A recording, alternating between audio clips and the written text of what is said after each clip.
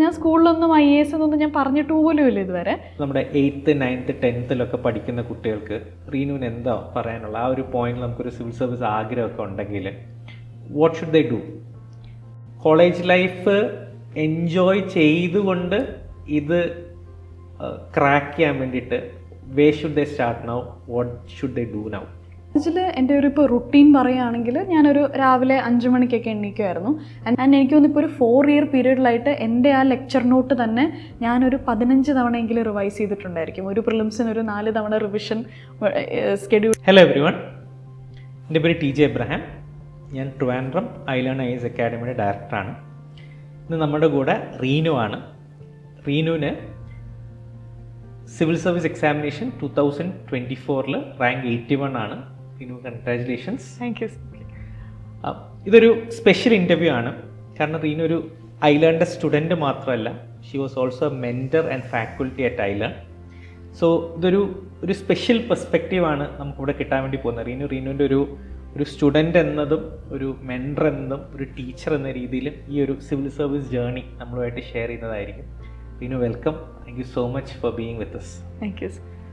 Reenu, first question, അതായത് നമ്മുടെ ഒരു സിവിൽ സർവീസ് ജേർണി ഒരു സ്പാർക്ക് നമ്മളൊരു യങ് ഏജിൽ എവിടെയെങ്കിലും സംഭവിച്ചിട്ടുണ്ടാവും. ചിലപ്പോൾ ഒരു സിനിമയായിരിക്കും, ചിലപ്പം നമ്മുടെ ഫാമിലിയിലെ ഒരു സിവിൽ സർവൻ്റ് ആയിരിക്കും. റീനുവിൻ്റെ ആ ഒരു സ്റ്റാർട്ട് എവിടെയായിരുന്നു? ഓർക്കുമ്പോൾ ഫസ്റ്റ് വരുന്ന കാര്യം? സത്യം പറഞ്ഞാൽ എനിക്ക് സ്കൂൾ ലൈഫിൽ ഒരു സ്പാർക്കും ഉണ്ടായിരുന്നില്ല. എൻ്റെ ഫ്രണ്ട്സിനോട് ചോദിച്ചാൽ അറിയാം, 8ാം ക്ലാസ്സിൽ മറ്റേ ഇന്ത്യൻ പ്രധാനമന്ത്രി ആരാന്ന് വെച്ചാൽ 2 തവണ ആലോചിക്കുന്ന ആളായിരുന്നു ഞാൻ. അതുകൊണ്ട് സത്യസന്ധമായിട്ട് പറയുകയാണെങ്കിൽ സ്കൂളിൽ ഒരു സ്പാർക്കും ഉണ്ടായിരുന്നില്ല. അങ്ങനെ ഒരു മൂവി ഇൻസ്പയർഡ് ഒരു സിവിൽ സർവീസിലോട്ടല്ല ഞാൻ അങ്ങനെ വന്നത്.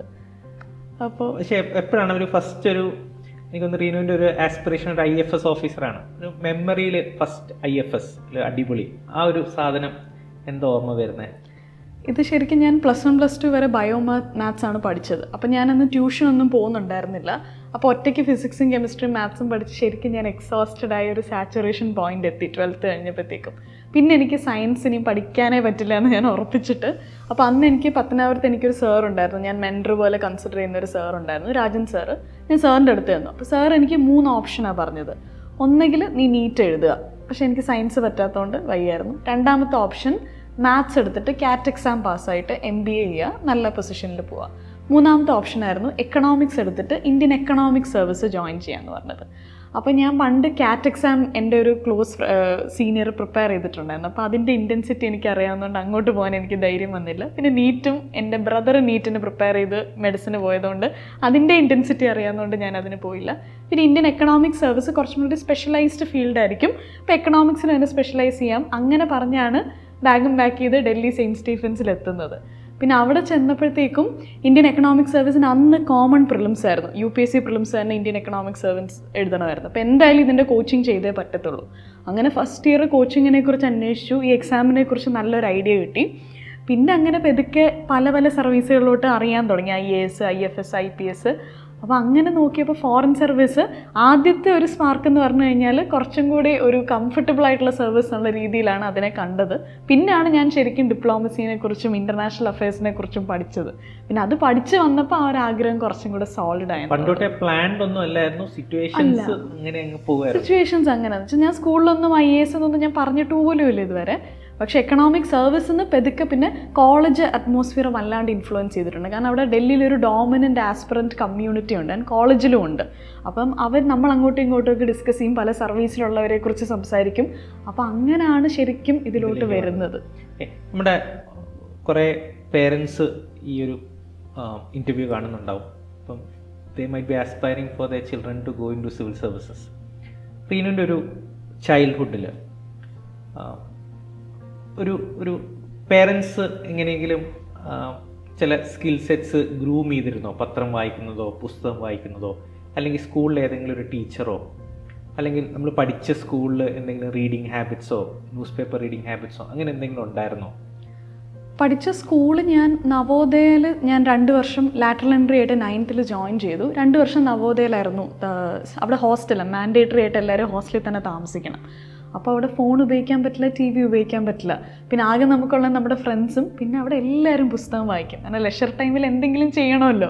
അപ്പോൾ എൻ്റെ ഫസ്റ്റ് ബുക്ക് ഞാൻ വായിച്ചത് നവോദയയിൽ വെച്ചിട്ടായിരുന്നു. പക്ഷെ അന്നൊന്നും ഈ വലിയ ബുക്കുകളൊന്നുമല്ല, മറ്റേ ആദ്യം വായിക്കുന്ന മറ്റേ ചേതൻ ഭഗത്തിന്റെ. ഏകദേശം ഏത് ഏജിലാണ്? 9ാം ക്ലാസ് എന്ന് പറയുമ്പോൾ 14 വയസ്സ് സമയത്ത്. അപ്പോൾ ആ സമയത്ത് ചേതൻ ഭഗത്തിന്റെ ബുക്കൊക്കെ വായിച്ചിട്ടുള്ളൂ. പക്ഷെ റീഡിങ് ഹാബിറ്റ് സ്റ്റാർട്ട് ചെയ്തത് ആ നവോദയയിൽ പോയിട്ടാണ്. അവിടെ എല്ലാവരും പുസ്തകങ്ങൾ വായിക്കുമായിരുന്നു. ന്യൂസ് പേപ്പർ വായിക്കുമായിരുന്നോ? Newspaper very few people use to. എഴുതുമായിരുന്നോ? എഴുതുന്നത് ബ്ലോഗ് എഴുതുവോ, അങ്ങനെ സ്കൂൾ മാഗസീനോ? കാരണം സിവിൽ സർവീസിൽ ഇൻ ജനറൽ നല്ല റീഡിങ് സ്കില്ലും നല്ല റൈറ്റിംഗ് സ്കില്ലും ഉള്ളവർക്ക് പലപ്പോഴും ഒരു എഡ്ജ് ഉള്ള പോലെ തോന്നും. അപ്പം ഒന്ന് റീഡിംഗ് സ്കില്ല് നവോദയയിൽ നിന്ന് വന്നിരുന്നു, ബട്ട് റൈറ്റിങ്ങോ വല്ലതും നേരത്തെ തുടങ്ങിയിരുന്നോ? റൈറ്റിംഗ് ഞാനൊരു ക്രിയേറ്റീവ്ലി റൈറ്റ് ചെയ്യുന്ന ഒരാളാണെന്ന് ഞാൻ പറയത്തില്ല. എൻ്റെ പൊതുവേ ഇപ്പോൾ വൊക്കാബുലറി ഉണ്ട്, പക്ഷെ എന്നാലും എൻ്റെ ഒരു ആൻസർ വായിച്ചു കഴിഞ്ഞാൽ നല്ലൊരു എന്ത് കുളിർമ അങ്ങനെയൊന്നും ആരും പറയാറില്ല. This like A load of content ഉള്ള ഒരു ആൻസർ, അത്രേ ഉള്ളൂ. അപ്പോൾ എനിക്കിപ്പോഴും ഒരു ക്രിയേറ്റീവ് റൈറ്റിംഗ് അല്ലെങ്കിൽ ലിറ്റററി ഓറിയൻറ്റഡ് റൈറ്റിംഗ് മാസ്റ്റർ ചെയ്യാൻ പറ്റിയിട്ടില്ല. അപ്പോൾ എൻ്റെ writing is an average writing ഉള്ളൂ. എസ്സേ ഒന്നും എനിക്ക് അങ്ങനെ ഭയങ്കര ഇല്ല. പക്ഷെ മാർക്കുണ്ടല്ലേ? മാർക്കുണ്ട്. നമ്മുടെ ഓഡിയൻസ് ആയിട്ടുള്ള പേരൻസിന് like who are aspiring, who aspire their children to come into civil service. ഇപ്പോൾ നമ്മുടെ 8th 9th 10th പഠിക്കുന്ന കുട്ടികൾക്ക് റീനുവിന് എന്താ പറയാനുള്ള? ആ ഒരു പോയിന്റിൽ നമുക്കൊരു സിവിൽ സർവീസ് ആഗ്രഹമൊക്കെ ഉണ്ടെങ്കിൽ വാട്ട് ഷുഡ് ദേ ഡു? ഞാൻ ആക്ച്വലി പത്രം വായിക്കാൻ മാത്രമേ പറയത്തുള്ളൂ. കാരണം UPSC ഒരിക്കലും ബുക്കിഷ് നോളജ് ചെക്ക് ചെയ്യുന്ന ഒരു എക്സാമേ അല്ല. നമുക്കൊരു ജനറൽ ബോധം ഉണ്ടോ എന്നാണ് എല്ലാ സ്റ്റേജിലും നമ്മളെ ചെക്ക് ചെയ്യുന്നത്.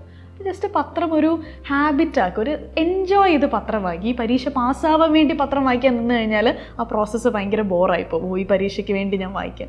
ചുമ്മാ നിങ്ങൾ യൂട്യൂബ് സ്ക്രോൾ ചെയ്യുന്ന അതേ ലാഘവത്തോടെ പത്രം വായിക്കാൻ പറ്റുന്നുണ്ടെങ്കിൽ that would be highly beneficial. Reenu biomaths ആണ് എടുത്തത്. അപ്പോൾ ബയോമാത്സിൽ നിന്ന് പിന്നെ ഒരു ഡൽഹിയിലേക്ക് എക്കണോമിക്സിന് പോകുമായിരുന്നു.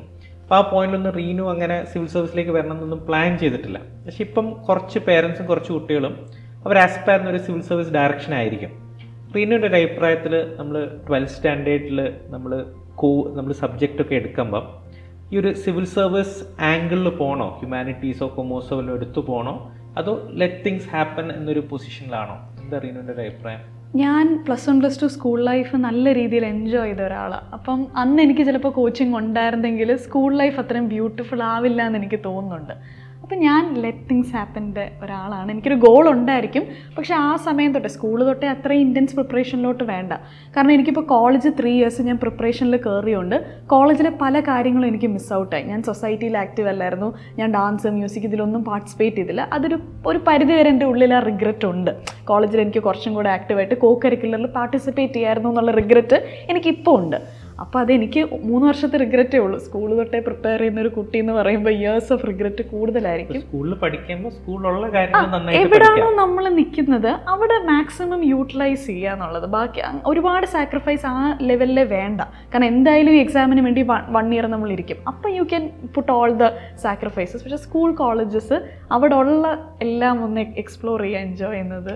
ഇത് പറയുന്നത് go through the normal course of life, enjoy every moment, keep track of your goal. ഒരു വർഷം പ്രിപ്പയർ ചെയ്യുന്ന റിഗ്രറ്റ് മിനിമൈസ് ചെയ്യുക, എനിക്കത് പറയാനുള്ളത്. ഓക്കെ, ഇനി നമുക്ക് റീനുവിൻ്റെ ആ ഒരു ഇന്ത്യൻ സിവിൽ സർവീസ് പ്രിപ്പറേഷൻ സ്റ്റേജിലേക്ക് പോകാം. റീനു പഠിച്ച സെൻറ്റ് സ്റ്റീവൻസിലാണ്. അവിടെ ഒരു സിവിൽ സർവീസിലേക്ക് കയറുക എന്ന് ആസ്പയർ ചെയ്യുന്ന ഒത്തിരി വേണ്ട ഒരു കമ്മ്യൂണിറ്റിയിലാണ് റീനു ഉള്ളത്. അപ്പം കോളേജിൽ വെച്ച് റീനു പത്രം വായനയും അല്ലെങ്കിൽ കുറച്ച് ഡീപ്പായിട്ട് ഉള്ള സബ്ജക്ട് ഡിസ്കഷൻസിലും റൈറ്റിങ്ങിലും ഒക്കെ തുടങ്ങിയിരുന്നോ? അതെ. കോളേജിൽ എൻ്റെ ഇപ്പോൾ റുട്ടീൻ പറയുകയാണെങ്കിൽ ഞാനൊരു രാവിലെ 5 മണിക്കൊക്കെ എണീക്കുമായിരുന്നു. ഞാൻ ഈ പറയുന്ന പോലെ കോളേജിലോ 5 മണിക്കോ? അതെ. അതെൻ്റെ ഫ്രണ്ട്സിനോട് ചോദിച്ചാൽ അവർ പറയാം. അവരെപ്പോഴും പറയും തനിക്ക് വേറെ പണിയൊന്നും ഇല്ല, ഇവിടെ 3 വർഷം കഴിഞ്ഞ് എഴുതുന്ന പരീക്ഷയ്ക്ക് ഞാൻ ഇപ്പോഴേ ഇരുന്ന് പഠിക്കുന്നത് എന്തിനാണ് അവർ അന്നേ ചോദിക്കുമായിരുന്നു. അപ്പോൾ ഞാൻ അത് തുടങ്ങിയതിനുള്ള മെയിൻ റീസൺ എന്ന് പറഞ്ഞാൽ സ്കൂളിൽ വെച്ച് എനിക്ക് ജനറൽ നോളജിനെ കുറിച്ച് ഒരു ഐഡിയ ഉണ്ടായിരുന്നില്ല. അപ്പോൾ കോളേജിൽ ഫസ്റ്റ് ഇയറിലാണ് ഞാൻ ഈ ഹിന്ദു ന്യൂസ് പേപ്പർ തൊടുന്നത് ആദ്യമായിട്ട്. ആദ്യത്തെ ദിവസം വായിച്ചിട്ട് സത്യം പറഞ്ഞാൽ എനിക്കൊന്നും മനസ്സിലായില്ല. ഹിന്ദു ന്യൂസ് പേപ്പർ ഇത്രയും വർഷം വായിക്കാതിരുന്ന് വായിക്കുമ്പോൾ എന്തെങ്കിലും മനസ്സിലാവുമോ? പക്ഷെ എന്നാലും ഒരാഴ്ച ഞാൻ വായിച്ചു, കാര്യമായിട്ടൊന്നും മനസ്സിലാവുന്നില്ല. പിന്നെ ആ സമയത്ത് പിന്നെ എന്തെങ്കിലും ഒരു ഇഷ്യൂ വരും, ഇപ്പം ഇസ്രായേൽ പാലസ്തീൻ വാർ ഒന്നും മനസ്സിലായില്ല. പെട്ടെന്ന് യൂട്യൂബിൽ നോക്കി കുറേ എക്സ്പ്ലനേറ്ററി വീഡിയോസ് ഉണ്ടല്ലോ, ഈ വീഡിയോസ് ഒന്ന് കണ്ടിട്ട് പിന്നെ വന്ന് പത്രം വായിക്കുമ്പോൾ ഒരു ഐഡിയ ഉണ്ടായിരുന്നു. അപ്പോൾ ആദ്യത്തെ ഒരു 1 year നല്ല പണിയായിരുന്നു. പത്രം മനസ്സിലാക്കി എടുക്കാൻ തന്നെ എനിക്ക് 2-3 മാസം എടുത്തു. പിന്നെ ഒരു ഫ്ലോയിൽ പിന്നെ യൂട്യൂബ് വീഡിയോസ് ഒന്നും കാണേണ്ട ആവശ്യമില്ലാതെ തന്നെ. അപ്പം അന്ന് പത്രം വായിക്കുമ്പോൾ നോട്ട്സ് ഒക്കെ എഴുതുമായിരുന്നു, അതോ getting the habit of news paper ആയിരുന്നു? നോട്ട്സ് ഒന്നും എഴുതത്തില്ലായിരുന്നു ആ സമയം, കാരണം അത് ആവശ്യമില്ലല്ലോ. ഇപ്പോൾ ഒന്ന് ഡെയിലി വായിക്കുമ്പോൾ ഒന്ന് മനസ്സിലാവണം എന്നുള്ളതേ ഉള്ളായിരുന്നു ഫസ്റ്റ് ഇയറിലെ ഒരു മെയിൻ ഉദ്ദേശം എന്ന് പറഞ്ഞു കഴിഞ്ഞാൽ. അതിന് എനിക്ക് കുറച്ച് സമയം എടുത്തു, കാരണം ആ ഒരു മറ്റേ ലോകത്ത് എന്താ നടക്കുന്നതെന്നൊക്കെ ഫസ്റ്റ് ഇയറിലാണ് വെളിവ് വരുന്നത്, ഈ ലോകത്ത് എന്തൊക്കെയാണോ ഈ നടക്കുന്നതെന്നുള്ളത്. അപ്പോൾ എനിക്ക് കുറച്ച് സമയം എടുത്തു. അപ്പോൾ ഞാൻ അപ്പം നോട്ട്സ് ഉണ്ടാക്കാൻ പോയില്ല, ഞാൻ ജസ്റ്റ് വായിച്ചത് പോകുന്നേ ഉണ്ടായിരുന്നുള്ളൂ. റൈറ്റിംഗ്, ഞാൻ വീണ്ടും ഈ റൈറ്റിങ്ങും റീഡിങ്ങും ചോദിക്കുന്നതെന്ന് വെച്ചാൽ നമ്മുടെ ഒരു സിവിൽ സർവീസ് എക്സാമിനേഷൻ ഒരു ഫൗണ്ടേഷൻ ഇത് രണ്ടും ആണല്ലോ. അപ്പം അതുകൊണ്ടാണ് ഞാൻ വീണ്ടും അത് ആവർത്തിക്കുന്നത്. റൈറ്റിംഗ് വല്ലതും ചെയ്യുമായിരുന്നോ? കോളേജ് മാഗസീനോ അങ്ങനെ എന്തെങ്കിലുമൊക്കെ? മാഗസിൻ റൈറ്റിംഗ് ഒന്നും ചെയ്തിട്ടുണ്ടായിരുന്നില്ല, പക്ഷെ അല്ലാതെ UPSCയുടെ ക്വസ്റ്റ്യൻസ് ഒക്കെ എല്ലാ വർഷവും മെയിൻസിന്റെ ക്വസ്റ്റ്യൻസ് വരുമ്പോൾ എടുത്തിട്ട് ചുമ്മാ സോൾവ് ചെയ്തൊക്കെ നോക്കുമായിരുന്നു. ഫസ്റ്റ് ഇയർ തൊട്ടേ ആൻസർ റൈറ്റിംഗ് ഫസ്റ്റ് ഇയർ തൊട്ടേ ചെയ്യുന്നുണ്ടായിരുന്നു. അപ്പോൾ കറണ്ട് അഫയേഴ്സിന്റെ ഒരു ടോപ്പിക്കിന്റെ ക്വസ്റ്റ്യൻസ് ഒക്കെ നമുക്ക് പല വെബ്സൈറ്റിലും അവൈലബിൾ ആയിരിക്കുമല്ലോ. ആ ക്വസ്റ്റ്യൻസ് ഒക്കെ ഫസ്റ്റ് ഇയറിൽ ഇങ്ങനെ എഴുതും. അപ്പോൾ എൻ്റെ ഫ്രണ്ട്സ് ഇങ്ങനെ ചുമ്മാ ആൻസർ ഒക്കെ എടുത്ത് വായിച്ചു നോക്കുമായിരുന്നു, അത് ചെയ്യുമായിരുന്നു. റൈറ്റിംഗ് സ്റ്റാർട്ട് ചെയ്തായിരുന്നു. നമ്മുടെ കോളേജ് ഓഡിയൻസ് ഇത് കാണുന്നവരോട്, they might be in the first year or second year, college life enjoy ചെയ്തുകൊണ്ട് ഇത് ക്രാക്ക് ചെയ്യാൻ വേണ്ടിയിട്ട് where should they start now, what should they do now? പത്രം വായിച്ചു തുടങ്ങണം. ഹിന്ദു ന്യൂസ് പേപ്പർ വായിക്കുന്നത് ഒരു എൻജോയ് ചെയ്യുന്നൊരു പ്രോസസ്സാക്കി മാറ്റണം. ഞാൻ പക്ഷേ ഇതിൻ്റെ കൂടെ ഈ റൈറ്റിംഗ് ഒക്കെ ഈ വായനയുടെ ഒരു റിസൾട്ടായിട്ട് വരുന്ന കാര്യം. ഇപ്പോൾ എനിക്ക് കുറച്ചെങ്കിലും മെയിൻസിന് വൊക്കാബുലറി ഉണ്ടായതും ഇൻ്റർവ്യൂവിന് വൊക്കാബുലറി ഉണ്ടായതും ആ ഹിന്ദു ന്യൂസ് പേപ്പറിൽ അന്ന് വായിച്ച എഡിറ്റോറിയൽസിൻ്റെ ഒരു ബലമായിരുന്നു. അപ്പം പത്രം വായിക്കുന്നത് പ്രോസസ്സ് എൻജോയ് ചെയ്ത് കഴിഞ്ഞാൽ ഈ റൈറ്റിംഗ് ഒക്കെ താനേ വരും എന്നാണ് എൻ്റെ ഒരു അണ്ടർസ്റ്റാൻഡിങ്. NCERTs വായിച്ച് തുടങ്ങണോ സ്കൂളിലാവുമ്പോൾ, കോളേജിൽ പഠിക്കുമ്പോൾ? എന്താ അഭിപ്രായം? എൻ്റെത് വേണ്ടെന്നാണ് എൻ്റെ അഭിപ്രായം. Start enjoying the process. കാരണം 3 years ഒരു ഇൻറ്റൻസ് പ്രിപ്പറേഷൻ മോഡിൽ പോയാലുള്ള പ്രശ്നം ഏതെങ്കിലും പോയിന്റിൽ അത് വെറുക്കാൻ തുടങ്ങും. നമ്മളൊരു പത്രം ഒരു എക്സാമിന് വേണ്ടി പത്രം വായിക്കുന്നത് ഇസ് ഡിഫറെൻറ്റ്, പക്ഷെ ഒരു രസത്തിന് വേണ്ടി പത്രം വായിക്കുന്നത് ഇസ് ഡിഫറെൻറ്റ്. പ്രോസസ്സ് എൻജോയ് ചെയ്ത് വേണം എന്നാണ് എൻ്റെ ഒരു. അപ്പം Reenu, you started preparation during the college. I think റീനുവിൻ്റെ ഫസ്റ്റ് ഇൻറ്റൻസ് പ്രിപ്പറേഷൻ ആ കോവിഡിൻ്റെ സമയത്താണ് തുടങ്ങിയത്. റീനു ഓൺലൈനായിട്ടാണ് ക്ലാസ്സുകളൊക്കെ അറ്റൻഡ് ചെയ്തത്. അപ്പോൾ അങ്ങനെ ക്ലാസ്സുകൾ അറ്റൻഡ് ചെയ്തപ്പം റീനുവിൻ്റെ ഒരു റൂട്ടീൻ എന്തായിരുന്നു? Like what was your routine? കാരണം ഒന്ന് ഓൺലൈനായിട്ട് ക്ലാസ്സുകൾ അറ്റൻഡ് ചെയ്യുമ്പോൾ നമ്മൾ വളരെ സെൽഫ് മോട്ടിവേറ്റഡ് ആവണം, കോവിഡ് ടൈമാണ്. റീനുവിൻ്റെ ഒരു റൂട്ടീൻ എങ്ങനെയായിരുന്നു? എത്ര മണിക്ക് എഴുന്നേക്കുമായിരുന്നു? ക്ലാസ് അറ്റൻഡ് ചെയ്യുന്നതിന് മുമ്പ് തലേന്ന് പഠിച്ചത് റിവൈസ് ചെയ്യുമായിരുന്നു? എങ്ങനെയാണ് നോട്ട്സ് ഉണ്ടായിക്കൊണ്ടിരുന്നത്? ആ ഒരു റൂട്ടീൻ കുറച്ച് ഡീറ്റെയിൽഡ് ആയിട്ട് നമ്മുടെ ഓഡിയൻസിനോടൊന്ന് പറയൂ. അപ്പോൾ ഞാൻ രാത്രി നേരത്തെ കിടക്കുന്ന ഒരാളാണ്. ഒരു 10-10:30 ഒക്കെ ആകുമ്പോഴത്തേക്കും പഠിക്കുന്ന സമയമാണെങ്കിൽ ഞാൻ അപ്പോഴേ ഉറങ്ങും. ഇപ്പോൾ രാവിലെ ഒരു 4-4:30 എണ്ണീറ്റ് തുടങ്ങിയായിരുന്നു പ്രിപ്പറേഷൻ സമയം, അല്ലെങ്കിൽ 5 o'clock. ഞാൻ രാവിലെ 2 hours റിവിഷൻ തന്നെയായിരുന്നു ചെയ്തുകൊണ്ടിരുന്നത്. ഏതെങ്കിലും ഒരു സബ്ജക്റ്റ് ഒരു 2 hours പ്രോപ്പറായിട്ട് റിവൈസ് ചെയ്തിട്ട് പിന്നെ ക്ലാസ്സുകളിലോട്ട് പോകും. ഒരു ഉച്ച വരെ പ്രോപ്പറായിട്ട് ക്ലാസ്, ഞാൻ ക്ലാസ്സിനോട് തന്നെ ലെക്ചർ നോട്ട്സ് എഴുതി പോകുന്നുണ്ടായിരുന്നു. വളരെ ഡീറ്റെയിൽഡ് ആയിട്ട് എഴുതും. ലെക്ചർ നോട്ട്സ് എനിക്ക് ആവശ്യമുള്ളത് ഓർത്തിരിക്കേണ്ട സാധനം റിവിഷൻ മൊഡ്യൂളിൽ ആ ഡീറ്റെയിൽ ആയിട്ട് ലെക്ചർ നോട്ട്സ് തന്നെ പോകുന്നുണ്ടായിരുന്നു. പിന്നെ ഉച്ച കഴിഞ്ഞ് പിന്നെയും MCQs കുറച്ച് പ്രാക്ടീസ് ചെയ്യുമായിരുന്നു.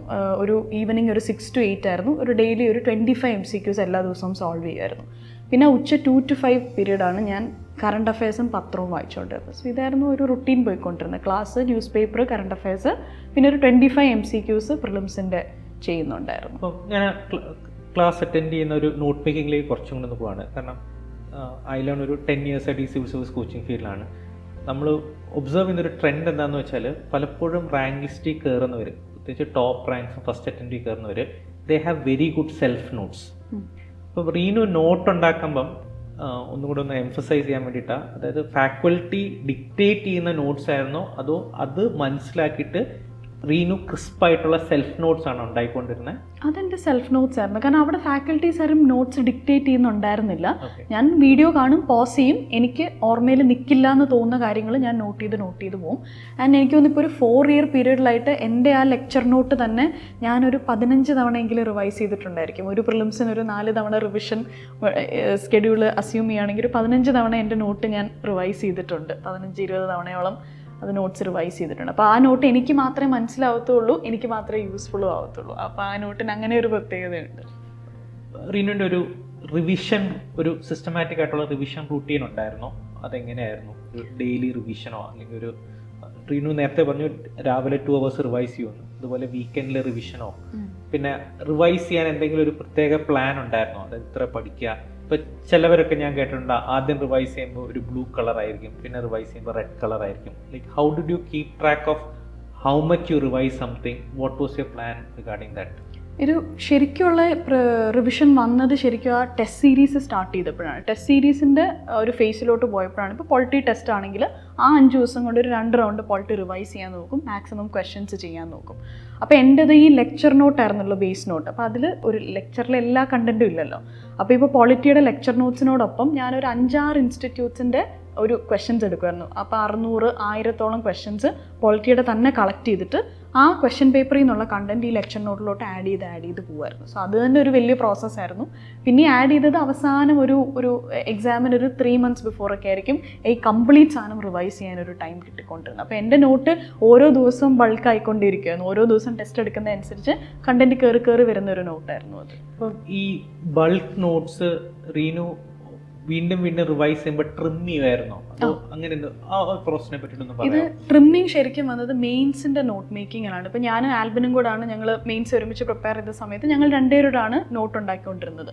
അപ്പോൾ ഫസ്റ്റ് ഒരു റൗണ്ട് നല്ല വലിയ ബൾക്കി നോട്ടായിരിക്കും. ഞങ്ങൾ ഒരു റൗണ്ട് റിവിഷൻ കഴിഞ്ഞിട്ട് ഞങ്ങൾ തന്നെ ഡിസ്കസ് ചെയ്തിട്ട് അതിൽ നിന്നെല്ലാം കട്ട് ഓഫ് ചെയ്യും. പിന്നെ ഞങ്ങൾ കുറേ ടെസ്റ്റ് സീരീസുകൾ ആൻസർ കീസ് എടുക്കും. അതിൽ നിന്ന് ആവശ്യമുള്ളത് ആഡ് ഓൺ ചെയ്തുകൊണ്ടേയിരിക്കും. അപ്പോൾ ഡിജിറ്റലായിട്ട് ഉണ്ടാക്കുന്നതുകൊണ്ട് ഞങ്ങൾക്കത് ഭയങ്കര ബെനിഫിഷ്യൽ ആയിരുന്നു. പെട്ടെന്ന് അത് കട്ട് ചെയ്ത് എവർനോട്ടിൽ ഞങ്ങൾക്ക് 2 പേർക്കും ഷെയർഡ് കോപ്പി ആയിരുന്നു. അപ്പോൾ അതങ്ങനെ ചെയ്യാൻ പറ്റി. ഡിജിറ്റൽ കോപ്പി ആയതുകൊണ്ട് അത് എളുപ്പമായിരുന്നു. ഒരു 3-4 റൗണ്ട്സ് ഓഫ് റിവിഷൻ കഴിയുമ്പോൾ ഇത് ഭയങ്കര പ്രിസൈസ് ഫോമിലോട്ട് വരും. ഇപ്പോൾ ഞങ്ങൾ മെയിൻസിൻ്റെ ഒരു 1 week ബിഫോറാണ് ഞങ്ങളുടെ നോട്ട് കംപ്ലീറ്റ് ആയി ഞങ്ങൾ പ്രിൻ്റ് എടുക്കുന്നത്. അത്രയും നാൾ ഡിജിറ്റലി അത് എഡിറ്റും ആഡ് ഓണും നടന്നുകൊണ്ടേ ഇരിക്കുന്നുണ്ട്. ആൻഡ് ആ എഡിറ്റ് ചെയ്യുന്ന പ്രോസസ്സ് തന്നെ ഒരു റിവിഷൻ പ്രോസസ്സാണ്. വായിച്ചിട്ടാണല്ലോ നമ്മൾ എഡിറ്റ് ചെയ്യുന്നത്, വായിച്ചിട്ടാണല്ലോ നമ്മൾ ആഡ് ചെയ്യുന്നത്. സോ അങ്ങനെ ഒരു മൾട്ടിപ്പിൾ റിവിഷൻ ഇതിലോട്ട് തന്നെ പോയിട്ടുണ്ടായിരുന്നു. അതായത് റീനുവിൻ്റെ പ്രിപ്പറേഷൻ സ്ട്രാറ്റജിയിൽ റീനു എടുത്തൊരു approach that I think is very important and that needs a deeper discussion. Reenu ഒരു ബേസിക് കണ്ടന്റ് ഒരു പ്രാവശ്യം കവർ ചെയ്ത് കഴിഞ്ഞാൽ പിന്നെ ക്വസ്റ്റ്യൻസിലൂടെയാണ് ഇത് കൂടുതൽ പഠിക്കുന്നത് അല്ലേ? ഇപ്പോൾ റീനു ചെയ്യുന്നത് ഇപ്പോൾ പ്രിലിംസ് ആണെങ്കിലും ബേസിക് കണ്ടന്റ് കഴിഞ്ഞാൽ പ്രിലിംസ് ക്വസ്റ്റ്യൻസ് കുറേ ചെയ്യും. മാക്സിമം ഇൻസ്റ്റിറ്റ്യൂട്ട്സിൻ്റെ കണ്ടന്റ് ചെയ്യും. ആ ചെയ്യുന്ന പ്രോസസ്സിൽ എക്സ്ട്രാ നോളേജ് കിട്ടിയാൽ അത് നോട്ട്സിൽ ആഡ് ചെയ്ത് പോകും. എനിക്കൊന്ന് റീനു മെയിൻസിലും ഇതേ അപ്രോച്ചാണ് ചെയ്തിരുന്നു. കുറേ ഇൻസ്റ്റിറ്റ്യൂട്ട്സിന്റെ മെറ്റീരിയൽ എടുക്കും, അവരുടെ Q&A സോൾവ് ചെയ്യും. അതൊന്ന് ഡീപ്പറായിട്ടൊന്ന് പറയാം. വളരെ ക്ലിയർ ആയിട്ട് സോഷ്യോളജിയുടെ കേസിൽ പറയാം. കാരണം 2022 മെയിൻസ് എഴുതുമ്പോൾ ഞാൻ പ്രിലിംസ് കഴിഞ്ഞിട്ടാണ് സോഷ്യോളജി പഠിച്ചു തുടങ്ങിയത്. അപ്പോൾ അന്ന് നമ്മുടെ ജിഷ്ണു സാറിൻ്റെ ഒരു 200 പേജിൻ്റെ ഒരു ചെറിയ ബേസ് മെറ്റീരിയൽ ഉണ്ട്. വളരെ ബേസിക് ആയിട്ടുള്ള കാര്യങ്ങൾ മാത്രമേ അതിനകത്ത് പറയുന്നുള്ളൂ. ഞാൻ ഫസ്റ്റ് 20 days കൊണ്ട് ആ മെറ്റീരിയൽ വായിച്ച് തീർത്തിട്ട് ഞാനൊരു ചെറിയ നോട്ട് ഉണ്ടാക്കി. ആ മെറ്റീരിയൽ എന്നുള്ള ബേസിക് സാധനങ്ങൾ വെച്ച് 20 days തീരാവുന്നതേ ഉണ്ടായിരുന്നു. പിന്നെ എനിക്ക് അർജൻസി ഉണ്ടായിരുന്നല്ലോ. അത് കഴിഞ്ഞിട്ട് ഞാൻ തിരുവനന്തപുരത്ത് 3 ഇൻസ്റ്റിറ്റ്യൂട്ട്, ഡൽഹിയിൽ ഒരു 3 ഇൻസ്റ്റിറ്റ്യൂട്ടിൻ്റെ ഫുൾ ക്വസ്റ്റ്യൻ പേപ്പർ എടുത്തിട്ട് ഫുൾ ഡെയിലി ബ്രെയിൻ സ്റ്റോം ചെയ്ത് ഒരു 5 ക്വസ്റ്റ്യൻ ബ്രെയിൻ സ്റ്റോം ചെയ്യും. 5 ക്വസ്റ്റ്യൻ ഫുള്ളി ഞാൻ എഴുതും. എന്നിട്ട് ആൻസർ കീയുടെ കണ്ടൻറ്റ് എൻ്റെ ഈ നോട്ടിലോട്ട് ആഡ് ചെയ്തു. അപ്പോൾ 2 മാസത്തോളം ഫുൾ എഴുത്തായിരുന്നു. സോഷ്യോളജി പേപ്പർ 1-ന് 5 ക്വസ്റ്റ്യൻ, പേപ്പർ 2-ന് 5 ക്വസ്റ്റ്യൻ, 5 ക്വസ്റ്റ്യൻ പേപ്പർ 1-ൻ്റെ ബ്രെയിൻ സ്റ്റോം, 5 ക്വസ്റ്റ്യൻ പേപ്പർ 2-ൻ്റെ ബ്രെയിൻ സ്റ്റോം. അപ്പോൾ അങ്ങനെ ചെയ്യുമ്പോഴത്തേക്ക് തന്നെ ആവശ്യത്തിൽ കൂടുതൽ കണ്ടൻറ്റ് കിട്ടും. അപ്പോൾ എനിക്ക് വലിയ ചക്ക ബുക്കുകൾ വായിക്കുന്നതിലും ഭയങ്കര ബെനിഫിഷ്യൽ ആയിരുന്നു ഒരു 6-7 ഇൻസ്റ്റിറ്റ്യൂട്ടിൻ്റെ ആൻസർ കീ എടുത്തിട്ട് കണ്ടൻറ്റ് ആഡ് ഓൺ ചെയ്തിരിക്കുന്നത്. അപ്പോൾ എനിക്ക് എപ്പോഴും ഒരു സ്റ്റാർട്ടിങ് ഒരു ബേസ് മെറ്റീരിയൽ വേണം. അതില്ലാതെ നടക്കില്ല. നമുക്ക് ചുമ്മാ ക്വസ്റ്റ്യൻ പേപ്പർ എടുത്ത് ഒന്നും ചെയ്യാൻ പറ്റില്ല. ഒരു വളരെ ബേസ് മെറ്റീരിയൽ, ജിഷ്ണു സാറിൻ്റെ വളരെ ഒരു ബേസിക് മെറ്റീരിയൽ ആയിരുന്നു. That was more than enough to set the foundation. പിന്നെ അതിൻ്റെ മണ്ടയിലോട്ട് എനിക്ക് തിങ്കേഴ്സിനെയും പെർസ്പെക്റ്റീവ്സും എല്ലാം ആഡ് ചെയ്ത് പോയാൽ മതി. ഞാൻ സോഷ്യോളജിക്ക് അത് മാത്രമാണ് ചെയ്തത്. അതിന് ഇത്തവണ 2024 സോഷ്യോളജിയുടെ അപ്രോച്ച് ചെയ്യുമ്പോഴും പിന്നെ എനിക്ക് ബേസ് മെറ്റീരിയൽ നോട്ടും എല്ലാം ഉണ്ട്. ഡെയിലി 10+ ആൻസേഴ്സ് എഴുതിക്കൊണ്ടിരിക്കുമായിരുന്നു. ഫുൾ എഴുതി ആൻസർ ചെയ്യുന്ന കണ്ടൻറ്റ് വീണ്ടും എടുത്ത് പിന്നെ എഴുതി. അപ്പോൾ അങ്ങനെ എനിക്ക് അത് ഭയങ്കരമായിട്ട് വർക്ക് ചെയ്യുന്നൊരു പ്രോസസ്സാണ്. ചിലർക്ക് വായിക്കാൻ ഇഷ്ടമുള്ളവരുണ്ട്. എനിക്ക് പക്ഷേ അതിലും ഇഷ്ടം ആ എഴുതി റിഫൈൻമെന്റ് വരുന്നത്. ആക്റ്റീവ് ലേണിംഗ് ആണ് ഇഷ്ടം. കുറെ നാളുകൾ പഠിക്കുന്നതിന് കാരണം ഞാൻ സോൺ ഔട്ട് ആയി പോകും. ഈ വലിയ ബുക്കൊക്കെ ഒരു 2 പേജ് കഴിയുമ്പോഴത്തേക്കും പിന്നെ ഞാൻ വേറെ ഏതെങ്കിലും ലോകത്തായിരിക്കും. പക്ഷെ ഒരു ക്വസ്റ്റ്യൻ എടുത്ത് എഴുതുമ്പോൾ ഞാൻ ഫുള്ളി ഫോക്കസ്ഡ് ആയിട്ടിരിക്കും. ആ ക്വസ്റ്റ്യൻ്റെ ആൻസർ കീ വായിക്കുമ്പോൾ എൻ്റെ മനസ്സ് എങ്ങോട്ടും പോകത്തില്ലായിരുന്നു. അപ്പോൾ എനിക്ക് ആ ഒരു റിവേഴ്സ് എഞ്ചിനീയറിംഗ് ആണ് വർക്ക് ചെയ്തത്. പിന്നെ ഇതൊരു വലിയൊരു പ്രോസസ്സാണല്ലോ. ഇതിന് അപ്സ് ആൻഡ് ഡൗൺസ് ഉണ്ടാവും. We need to have a very good study circle in this particular process, and you have already mentioned Albin here.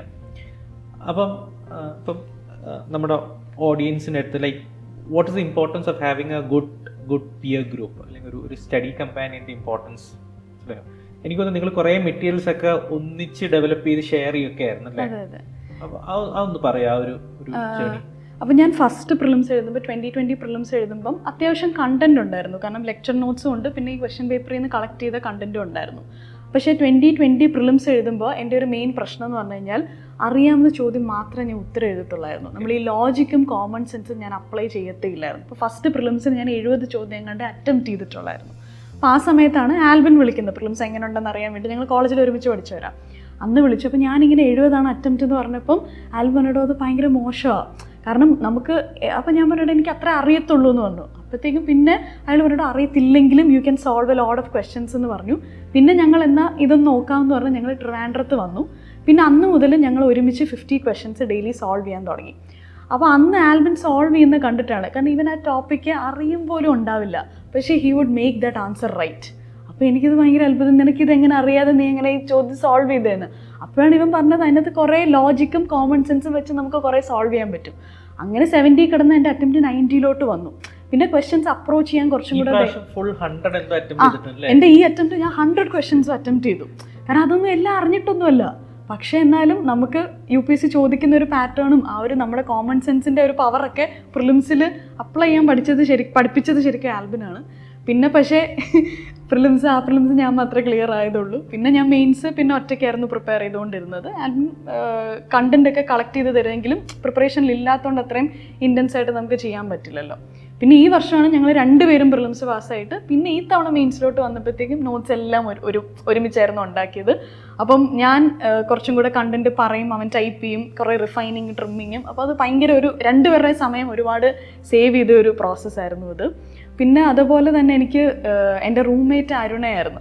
അറിയത്തില്ല, അരുണയും കിരണും. അവരെന്ന് പറഞ്ഞു കഴിഞ്ഞാൽ ഞങ്ങളെക്കാളും ഒക്കെ ഒരു എക്സ്ട്രീം രീതിയിൽ പഠിക്കുന്ന ആൾക്കാരായിരുന്നു. ഇപ്പം ഞങ്ങൾ ചായ കുടിക്കാൻ അവരെ ഒന്ന് വിളിച്ചെന്ന് വിചാരിക്കുക, അരമണിക്കൂർ പോയി എന്നുള്ള സങ്കടത്തിൽ അവർ വേണേൽ 2.5 മണിക്കൂർ ഇരുന്ന് പഠിക്കും. ഞങ്ങൾക്കൊക്കെയാണ് അരമണിക്കൂർ പോയാൽ അതിനെന്നെ അവർക്ക് കുറ്റബോധം വരും, അവർ ½ ആൻ അവർ വേസ്റ്റ് ചെയ്തല്ലോ എന്ന് ഓർത്ത്. അപ്പം അരുണ എൻ്റെ റൂംമേറ്റ് ആയതുകൊണ്ട് തന്നെ ആ പ്രോസസ്സിലോട്ട് നിൽക്കാൻ എനിക്ക് വലിയ ബുദ്ധിമുട്ടൊന്നുമില്ല. അരുണ രാവിലെ 6:30 ഓടുമ്പോൾ നമ്മൾ അരുണ പഠിക്കാൻ പോയി, എനിക്കും പഠിക്കണം. അപ്പോൾ അങ്ങനെ ഭയങ്കര മോട്ടിവേഷനാണ്. അപ്പോൾ എൻ്റെ സർക്കിൾ ഞങ്ങൾ 4 പേരായിരുന്നു, ഞാനും ആൽബിനും അരുണയും കിരണും ആയിരുന്നു. ഞങ്ങൾ 4 പേരായിരുന്നു.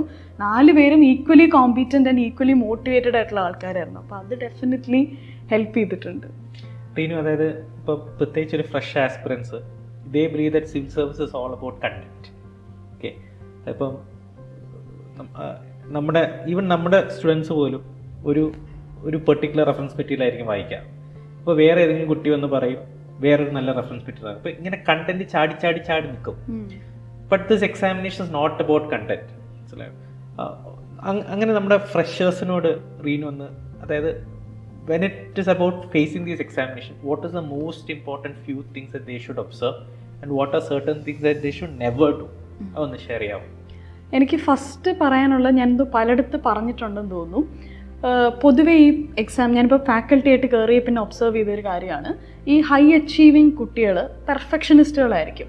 അപ്പോൾ അവർക്ക് ഇത് പെർഫെക്റ്റ് ആയിട്ട് പഠിച്ചിട്ട് മാത്രമേ പരീക്ഷ എഴുതൂ എന്നുള്ളൊരു വാശിയുണ്ടായിരിക്കും. പക്ഷേ ഈ ഒരു സിലബസ് ആർക്കും പെർഫെക്റ്റ് ആയിട്ട് പഠിച്ചിട്ട് പോയി പരീക്ഷ എഴുതാൻ പറ്റത്തില്ല. That is one thing. അപ്പോൾ അതൊരു പെർഫെക്ഷനിസം ഉള്ളവർ അത് കുറേ വർഷങ്ങൾ ഇതിലിരുന്ന് അത് ബെനിഫിറ്റ് ആവാണ്ട് പോകും. Never complete the syllabus 100%. അതൊരിക്കലും നടക്കുന്ന കാര്യമേ അല്ല.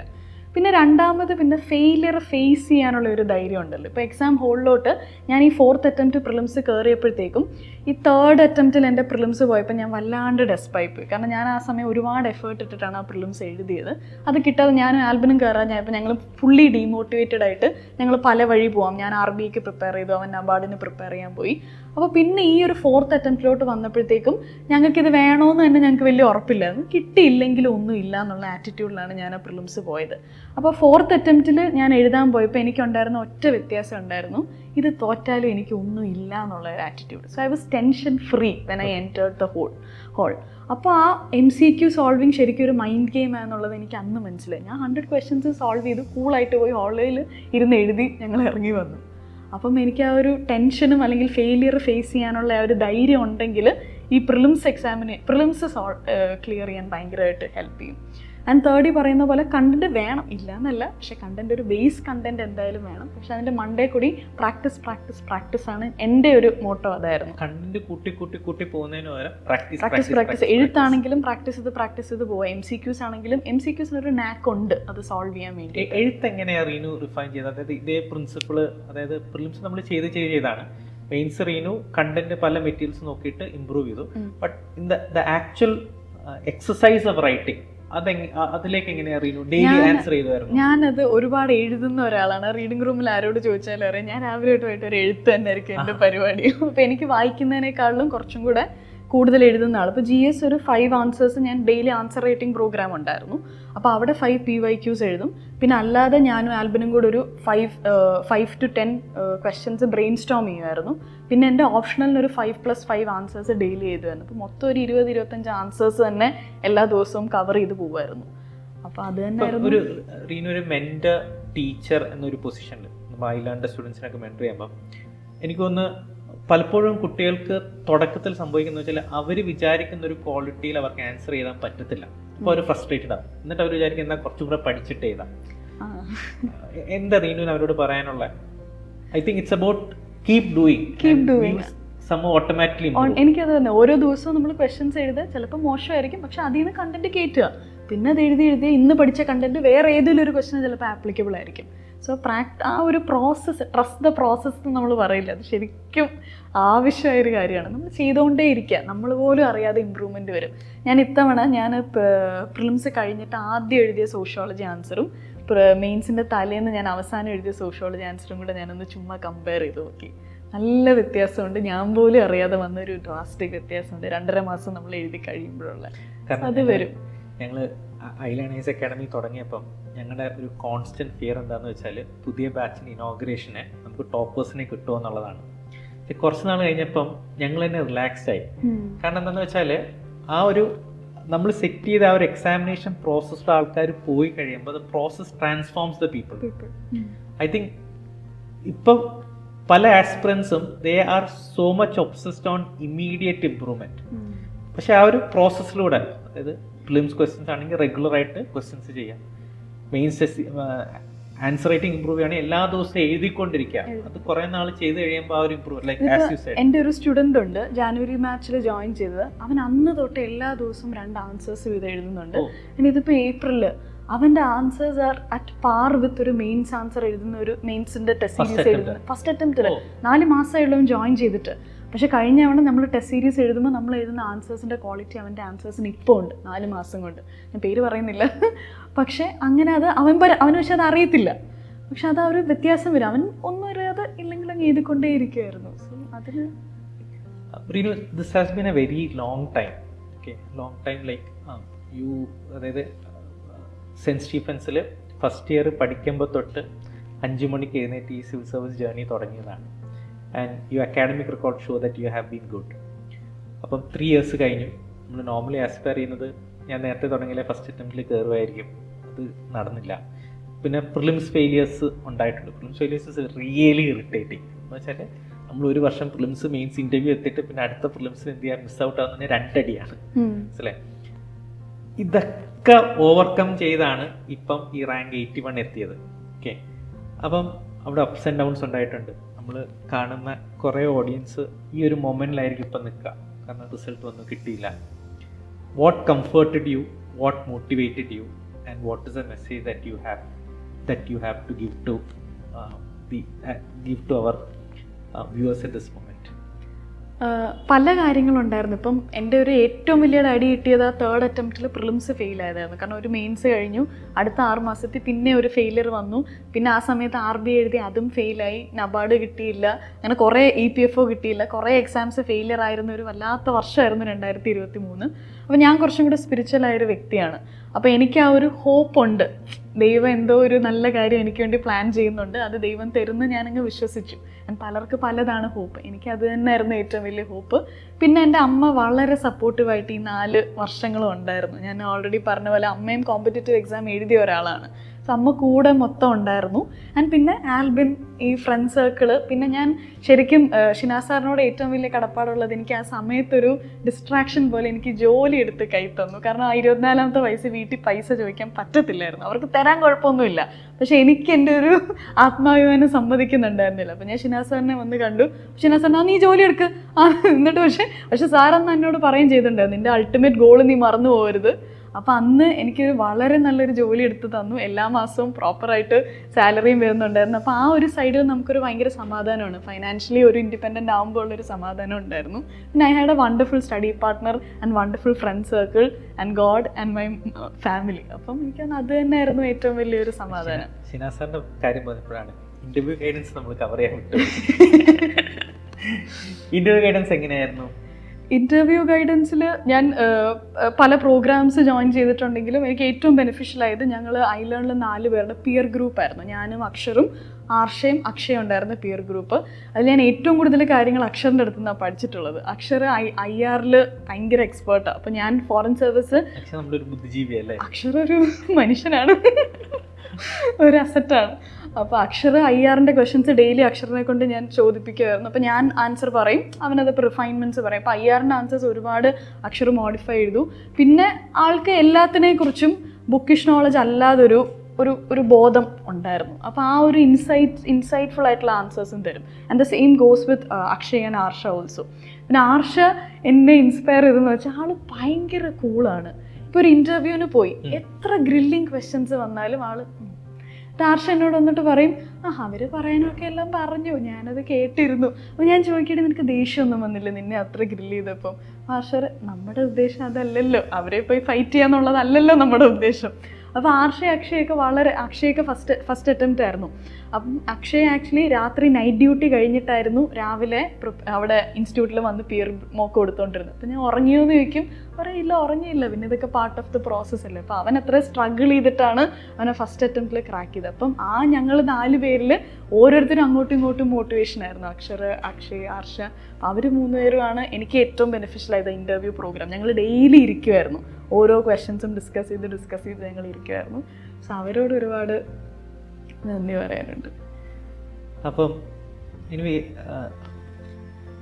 So I think your Mantra is develop a very strong foundation, do maximum prelims questions from wherever you can get, add that to your knowledge base, do maximum mains questions, regularly practice mains, and have a huge hope that things will turn out. Okay, so Reenu, thank you so much. Okay, your talk and the way you approach last 7 years of your life, that is a huge inspiration for everyone. Okay, and as teachers, this is also a huge inspiration for us. Thank you so much. Thank you for sharing your journey with us. Thank you. Thank you.